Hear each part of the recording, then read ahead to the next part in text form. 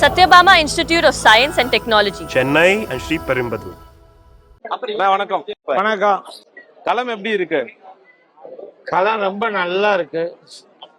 மனசுக்கு நிறைஞ்சி இருக்கு. மக்கள்கிட்ட போற சந்தோஷம் எனக்கு வெற்றி வாய்ப்பு பிரகாசமா இருக்கு. அதுல எந்த வித சந்தேகமும் இல்லை.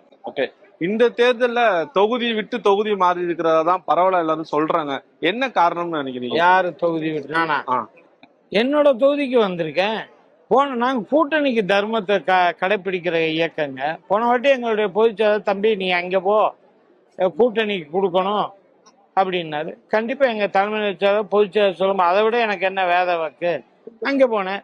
இப்ப நானா கேட்டேன் என்னுடைய சொந்த தொகுதி நான் இங்க பணியாற்றணும்னா இந்த வாட்டி எனக்கு கொடுத்துட்டாங்க. இதுல என்ன நான் தொகுதி மாறி வந்தவங்கள கேட்கவே மாட்டேங்க. ஆனா தொகுதிக்காரனை கேட்கறீங்க, உண்மையில பாராட்டு.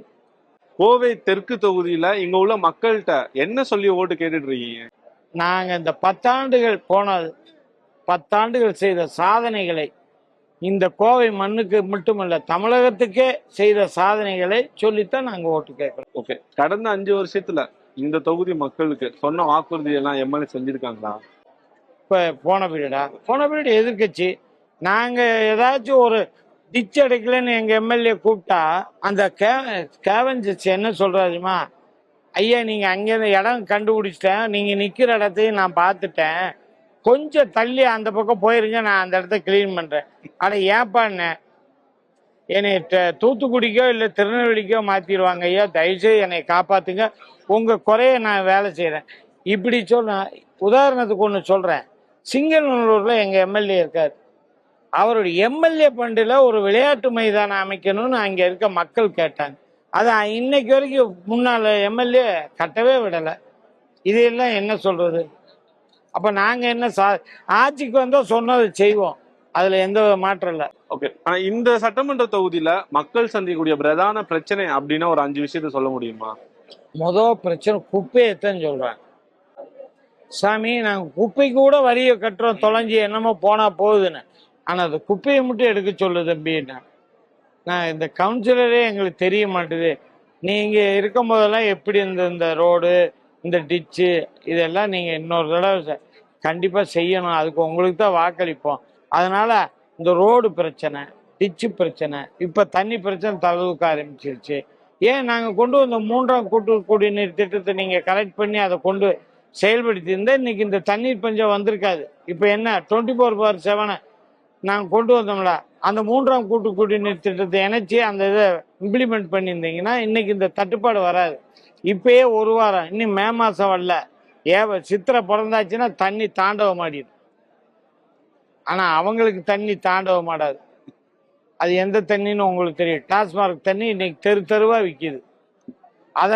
அதுல கொள்ளையடிச்சு தானே இங்க வந்து மக்கள்கிட்ட ஏதாச்சும் விரயம் பண்ணி ஜெயிக்கலான்னு வர்றாங்க. கோயம்புத்தூர் என்பது அதிமுக கோட்டையா ஒரு காலத்துல இருந்தது. இந்த தேர்தல இருந்து அது திமுக கோட்டையா மாத்துவேன்னு செந்தில் பாலாஜி சொல்றாரு. அவர் அப்படி சொன்னா தானே நம்புவாங்க. என்ன கோட்டையை நம்பிட்டீங்க? நீங்க இந்த 97 கவுன்சிலர் சீட்டை வச்சு சொன்னீங்க, அது நீங்க ஜெயிச்சீங்களா? உங்க மனசாட்சி கொஞ்சமா சொல்லுங்க, ஜெயிச்சேன்னு டிக்ளேர் பண்ணீங்க. அப்படியே போர்டுல 97 கவுன்சிலர் ஜெயிச்சாச்சுன்னு அராஜகம் பண்ணி அத்தனை பொட்டி என்னாமே ஜெயிச்சிங்க. அதை வச்சு கோட்டைன்றீங்களா? இந்த எம்பியிலே நாங்க 2 பேர் சேர்ந்தா நீங்க கோட்டை உங்களுக்கு ஓட்டையாயிருக்கு. மக்கள் எப்படி ரிசீவ் பண்றாங்க? மக்கள் எடப்பாடி அண்ணனுடைய ஆட்சி, அம்மா தலைமையினுடைய ஆட்சி எடப்பாடி அண்ணன் தலைமையில் நடக்கணும்னு சொல்லி எப்படா 2026 ஏப்ரல் 23 வரும், நம்ம இந்த பொட்டியை நிரப்பலாம், ரெட்டலைக்கு கூட்டணி கட்சியை சேர்ந்த அத்தனை சின்னங்கள் தேசிய ஜனநாயக கூட்டணி வேட்பாளர்களை ஜெயிக்கணும்னு மக்கள் ஆவலோடு எதிர்பார்க்கிறாங்க. மக்கள் ஆவலோடு எதிர்பார்க்கறதுக்கு காரணம் என்னன்னா, இவங்க இந்த 5 ஆண்டு காலம் எந்த ஒரு நலத்திட்டமும் செய்யலை. கடந்த கால தேர்தல் எல்லாம் ஒப்பிட்டு பார்க்கும் பொழுது இந்த தேர்தல் உங்களுக்கு என்ன மாதிரியான ஒரு?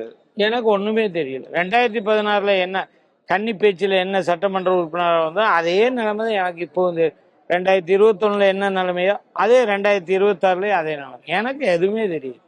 நீங்க தான் விவிஐபின்னு அவரை புகழ்ந்துட்டு இருக்கீங்க. என்னை பொறுத்தல ஒரே மாடல். செந்தில் பாலாஜிக்கு இந்த நேர்காணல் மூலமா ஒரு விஷயம் சொல்லணும்னா என்ன சொல்லுவீங்க? செந்தில் பாலாஜிக்கு நான் நேர்முகமாக சொல்கிறதுக்கு ஒன்று சொல்கிறேன். மக்களை சந்திங்க, மக்களோட கோரிக்கையை நிறைவேற்றி பாருங்க, உங்களுக்கு மக்கள் ஆதரிப்பாங்க. பணநாயகத்தை வச்சு நீங்கள் எந்த சந்திப்பும் சந்திச்சீங்கன்னா இந்த கோவை மக்கள் ஒருபோதும் உங்களை ஏற்றுக்கொள்ள மாட்டாங்க. மக்களுக்கு நீங்கள் சேவை செய்யுங்க. உதாரணத்துக்கு நான் ஒரு சில விஷயங்கள் சொல்ல உங்களுக்கு ஆசைப்படுறேன். கொரோனா காலத்தில் இந்த திராவிட முன்னேற்ற கழகத்து தோழர்கள் யாராச்சும் லாக்டவுனில் வெளியே வந்தாங்களா? அதிமுக தொண்டன் முதல் சட்டமன்ற முதல்வர் வரைக்கும் அத்தனை பேரும் தன் உயிரை மதிக்காமல் மக்களோட உயிர் தான் உயிர் மேல்னு சொல்லி அவங்க வீடு வீடாக செஞ்சு அவங்களால முடிஞ்ச சொந்த நிதியில் நலத்திட்டங்களை கொடுத்ததுனால தான் நாங்கள் இன்னைக்கு ஹாட்ரிக் முறையில் இங்கே வெற்றி பெறோம். மக்களுக்கு சேவை செஞ்சால் மக்கள் நம்மளை பாராட்டுவாங்க, மக்கள் நம்மளை தூக்கி கொண்டாடுவாங்க. நீங்கள் அதை விட்டுட்டு 4 வருஷம் என்ன செஞ்சீங்க, நீங்கள் என்னைய கேட்டீங்க, அதை கொஞ்சம் உங்கள்கிட்ட சொல்கிறேன். 5 ஆண்டுகள் அந்த சட்டமன்ற உறுப்பினர் செய்த சாதனையை பற்றி சொல்லுன்றார். நான் சாதனையை சொன்னா 1/2 மணி நேரம் ஆகும். Satyabama Institute of Science and Technology. Chennai and Sri Perumbadur.